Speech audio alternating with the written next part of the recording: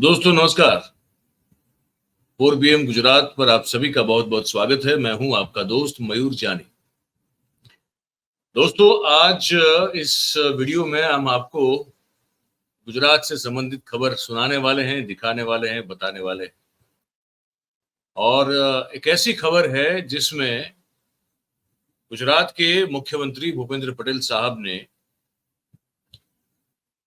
Public मंच पे सरकारी कर्मचारियों को, कॉरपोरेशन के अधिकारियों को, उन सबको संबोधित करते हुए ये पहली बार जो है इसको एक्सेप्ट किया कि चाहे वो बड़ौदा में हुआ हरिणी तालाब का बोट कांड हो या मोरबी की पुल दुर्घटना हो या फिर राजकोट में वो टीआरपी गेम जोन में लगी आग से हुआ हत्याकांड हो, ये कहीं ना कहीं गलती जो है वो प्रशासन, कॉरपोरेशन, मतलब कुल मिला के सरकारी जो है तंत्र उससे हुई। उसमें सब कुछ आ जाता है।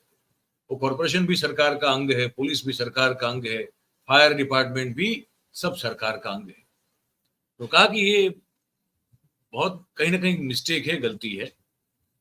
और उन्होंने कहा कि इंसान की जो जान है उससे बढ़कर तो कुछ नहीं होना चाहिए और कहीं कुछ गड़बड़ हुई है जिसके चलते हुआ है। इतना ही नहीं, उन्होंने अपने इस वक्तव्य में कुछ ऐसी ऐसी बातें जो है वो कबूल की जो कि एक तरह से इस मुख्यमंत्री को एक सज्जन या तो सहृदयी व्यक्ति के तौर पर दर्शाती है।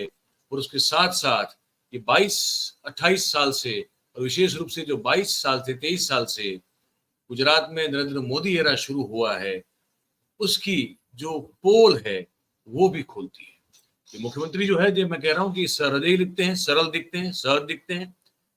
इसीलिए शायद ये गुर्दा है उनमें कि वो मान रहे हैं कि हमसे काम नहीं हुए, जो हो रहे हैं फिर भी बहुत गलतियां हो रही है और ये कहीं ना कहीं मिस्टेक है जो नहीं होनी चाहिए।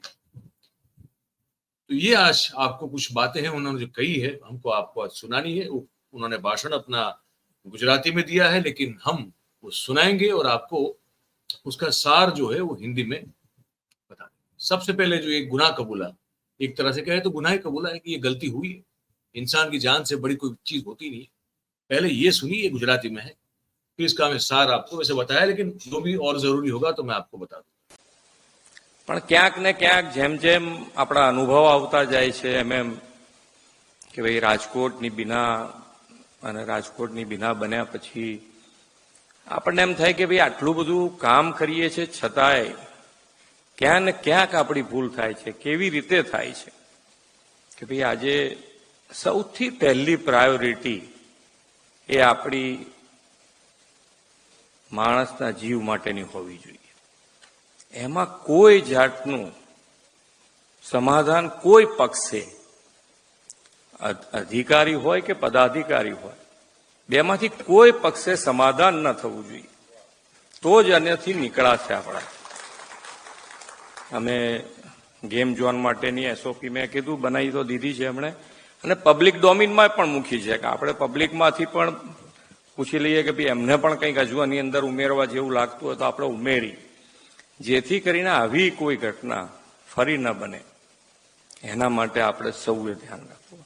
વિકાસ અને વિકાસની પાછળ દોટ મૂકીએ તો જેના માટે આપણે વિકાસ કરી રહ્યા છે એનું જો ધ્યાન નહીં રાખીએ તો એ આપણા માટે કોઈ ઉપયોગી ન રહી શકે એવું બને।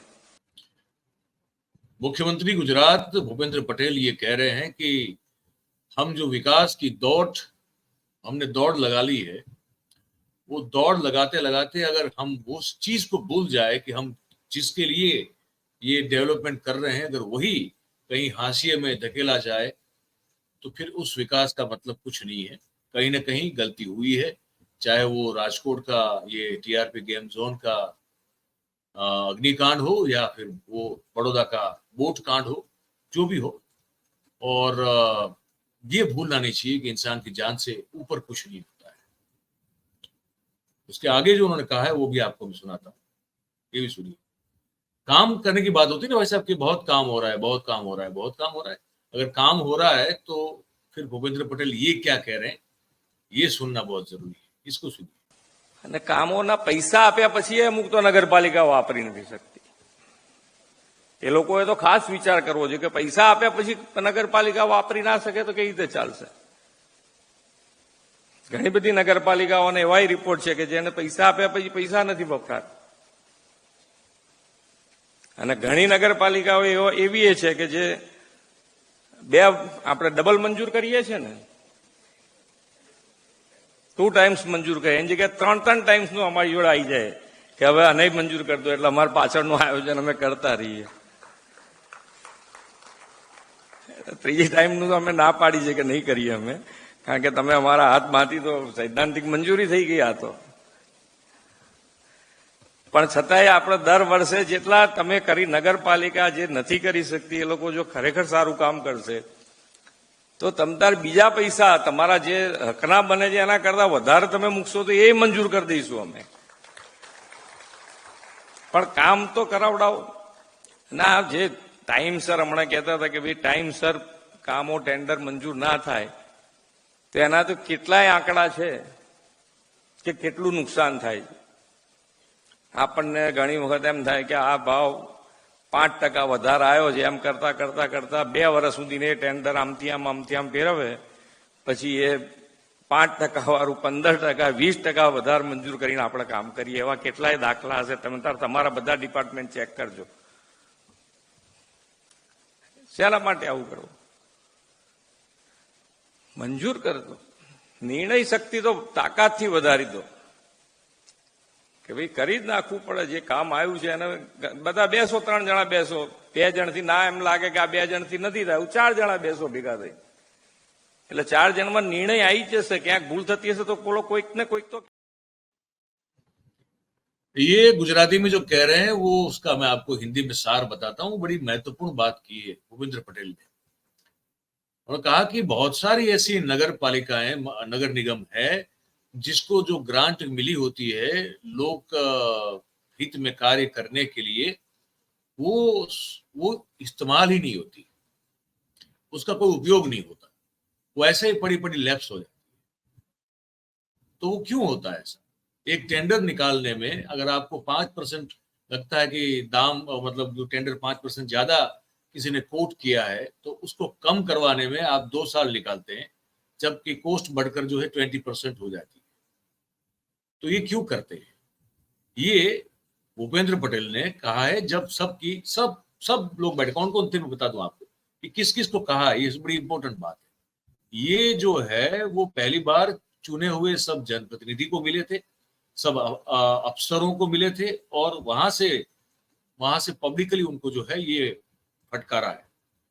मतलब कि चीफ सेक्रेटरी से लेके, मैंने यहाँ पे सूची लिख के रखी हुई है, सभी सेक्रेटरीज, म्युनिसिपल सभी कमिश्नर्स, सभी बड़े शहरों के मेयर, नगर निगमों के चीफ ऑफिसर्स, नगर निगमों के पालिकाओं के प्रमुख अध्यक्ष जिसको कहते हैं, शहरी संस्थाओं के सभी अफसर और पदाधिकारी, सभी को संबोधित करते ये कहा कि ये कैसी बात है कि आप टेंडर जो है आप, मतलब आप ग्रांट मिलती है और ग्रांट का इस्तेमाल नहीं करते और काम अधूरे रह जाते हैं, काम होते नहीं है, ग्रांट का पैसा लैप्स हो जाता है, और जो 5% के लिए आप मेहनत करते हैं घटाने की, वो 20% तक दाम बढ़ जाता है.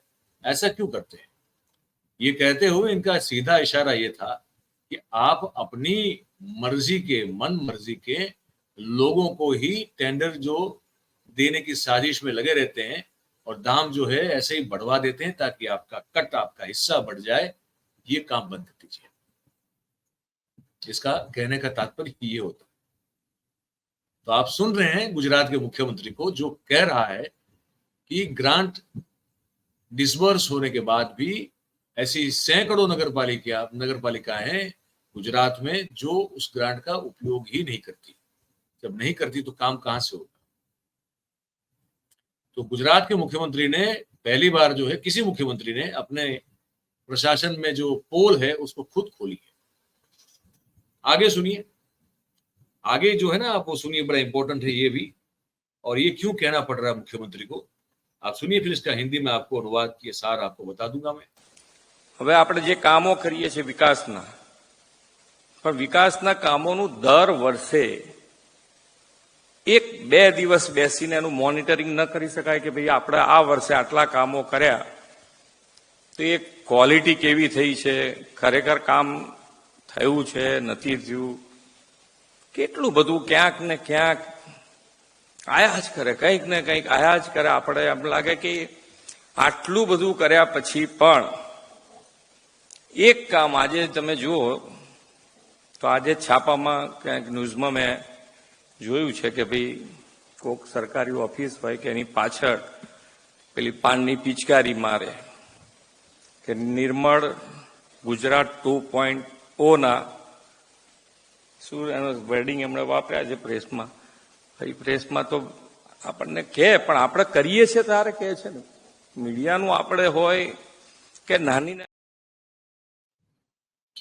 मुख्यमंत्री भूपेंद्र पटेल ये कह रहे हैं कि अखबार में जब ये हेडिंग पढ़ने को मिलता है फोटो के साथ कि सरकारी कचहरियों में ही जो है वो निर्मल गुजरात 2.0 जब लिखा होता है उस पर किसी ने पान की पिचकारी मार के उसको खराब किया होता है, इसकी जब फोटो छपती है तो हम सबको, आप सबको बुरा लगता है. लेकिन अब वो मीडिया का काम है, वो मीडिया तो करता है, लेकिन हम अपनी कचहरी जो है उसको साफ क्यों रखें, ये कहना पड़ रहा है.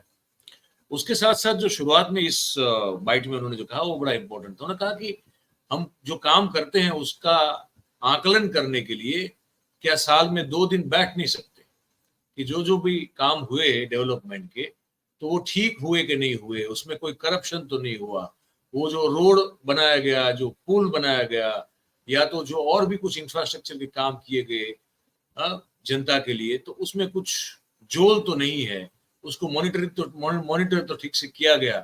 ये सब चीजों का एक आकलन तो करना चाहिए. साल में कम से कम 2-3 दिन बैठ के करिए, क्यों नहीं करते. फिर ये फरियादें आती हैं, फिर ये अब तो लोग जागरूक हो चुके हैं तो वीडियो बना के भेज देते हैं सीधा. तो इससे जो है जो अच्छे काम किए गए हैं वो भी लोग भूल जाते हैं.